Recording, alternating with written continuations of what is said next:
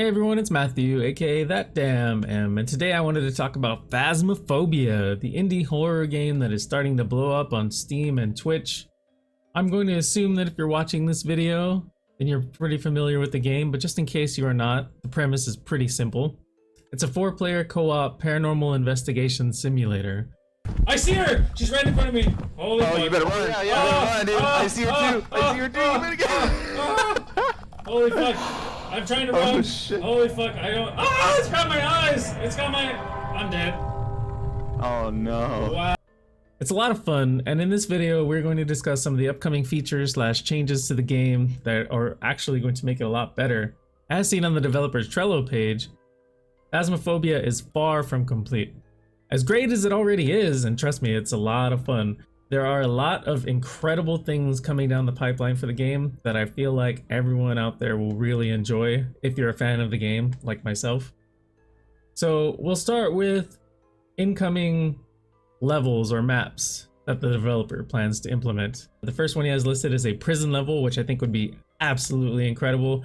I've seen a lot of ghost hunting / paranormal investigation shows where they investigate a prison and there is a ton of evidence that they find, and I feel like that'd be really cool. It's a great setting, and I feel like it's practically a sin that it wasn't already included in the game, but it's good that the developer plans to add it. Next is an apartment building, which I think would also be cool to investigate. It has there multiple floors, multiple rooms, the noise you would hear, whether it's like the residents or actually the paranormal entities, I feel like that'd be a fun level to check out, a fun map.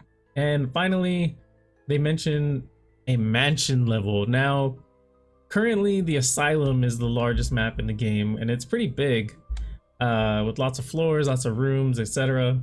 But I feel like a mansion would be a great place to explore because the ghosts will have a lot of things to throw around and make noise and flicker lights, and it'll just be a lot of fun investigating a mansion. So I think that'd be really, really cool. So those are the levels that the developer plans to implement at this point in time, according to their Trello page. Next up, we have a couple of equipment items that are listed to be added to the game, and I think that both of them are great additions. I saw the equipment list and I didn't really think that much could be added to it. It kind of feels like a lot of the bases are covered, but these two items I think are going to be great additions. The first is night vision goggles as an expensive item. Now, if you follow our channel, you know that I'm a fan of Splinter Cell, myself as well as Daniel. And night vision goggles for ghost hunting I think would be incredible because one of the people that I play with a lot, Jason, aka Dash Nataku, he has a tendency to look in the cameras a lot and use the night vision to try to capture orbs. That's kind of like his go-to role as the tech, I guess. So I think he might have a lot more fun walking around wearing night vision goggles, and anyone really who likes exploring and walking around the location wearing night vision goggles and being able to see the entity while the lights are off would be absolutely terrifying in my opinion. And I think that's a great idea, and I hope to see those implemented sooner rather than later.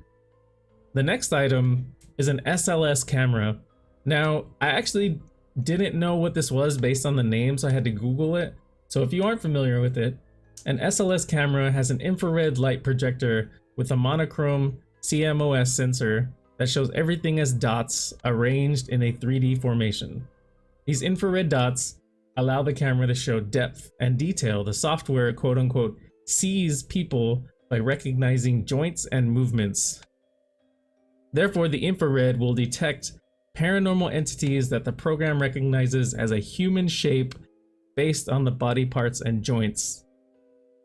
I think that would be incredible to walk around and see that as well. Like, any sort of evidence that you could walk around and collect is awesome, but like I feel more of the actual visuals will provide an even more immersive experience, especially if you're playing the game in VR like I do. So these two items are great additions, and hopefully they'll come to the game sooner rather than later.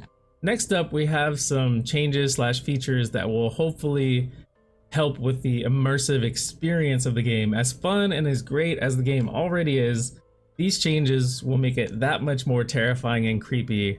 and you'll see what I mean once I get to them. So the first one says, add voices for when the ghost is hunting. Now, when the ghost is in hunt mode, that's one of the most scary experiences in the entire game because they're coming for you, and usually all you can do is try to hide or use a crucifix, maybe if you have the smudge stick, but for the most part you're kind of screwed. So if you start hearing voices during that as well, I get the feeling everyone's heart rate is definitely going to increase. And the next one is to add distant screams for outside and things in the windows of other houses. So can you imagine you're investigating, you know, the main house or one of the main houses or whatever, and you're just kind of looking, you walk outside, you think you're safe, and you see something across the street move or flash. Man, it just sounds incredible. Like yeah, that's something that's gonna also help with the immersion and creepiness of the game. It's gonna be great. Another addition that I think will be really fun would be to make the plates and glass smash into pieces. Imagine if you're like, hey, I'm gonna walk into the kitchen, and then suddenly the kitchen window bursts into a bunch of pieces, and you know, it's a loud crash. I think people might legitimately poop their pants. Especially if they're playing in VR, where it's you feel like you're actually inside of these places. More incredible immersion changes would be static ghost shadows on windows with the chance to spawn based on your sanity. Now, as someone who does most of the investigating actually in the locale, in the dark, using Ouija boards, my sanity is usually always very low. I always have to go back to the truck and take sanity pills, but then I'm always right back in the thick of things. So to start seeing ghost shadows on windows because my sanity is so low, yeah, terrifying. And then a few more things regarding the experience are that the developer plans to make the ghost have a chance to throw objects toward the player. And that would be, I might actually poop my pants at that point if I'm just chilling, you know, looking for the ghost, and the freaking mug comes flying and hits me in the face or something. Yeah, that's awesome. And then it says make the ghost interact with objects during its hunting phase. Like, what happened to me recently was I was hiding from one of these ghosts, and it basically walked or clipped or teleported through the wall, and then it was able to get me through the door. It didn't open the door. But I could imagine if the ghost interacted with the door, like if I heard the sound of the door opening, then I would know that my death was immediate and probably start crying. I don't know, but basically if the ghost is allowed to interact with objects while it's hunting, you know, flipping over pictures and flipping on lights and just doing whatever, trying to find you, that would just make the immersion that much better. And finally, we have a couple of quality of life additions to the game, which is make weather a random chance for all the maps. So, you know, it could be raining in the school, raining in the asylum. I think snow would be awesome because then, but I guess then it would reduce the chance of the salts being effective if the ghost eventually makes its way outside, which would be awesome to add, by the way, if you're listening, developer. And also to add the journal to the main menu. One of the issues with playing in VR is that sometimes the journal is bugged, especially when you die, you're not able to grab the journal. And so I think adding the journal to the main menu is a great choice, and I think it would really help the game tremendously. All right, so that's a quick rundown of the upcoming changes / features to Phasmophobia that is going to make the game so much better, even though it's already fantastic. I'm not sure when these are coming. These are just listed on the developer's Trello, which I will link to in the description. If you enjoyed this video, give it a thumbs up, and please consider subscribing to our channel, as it greatly helps us out. I do plan to make more Phasmophobia content, so stick around for that. And we'll see you guys in the next video. Peace.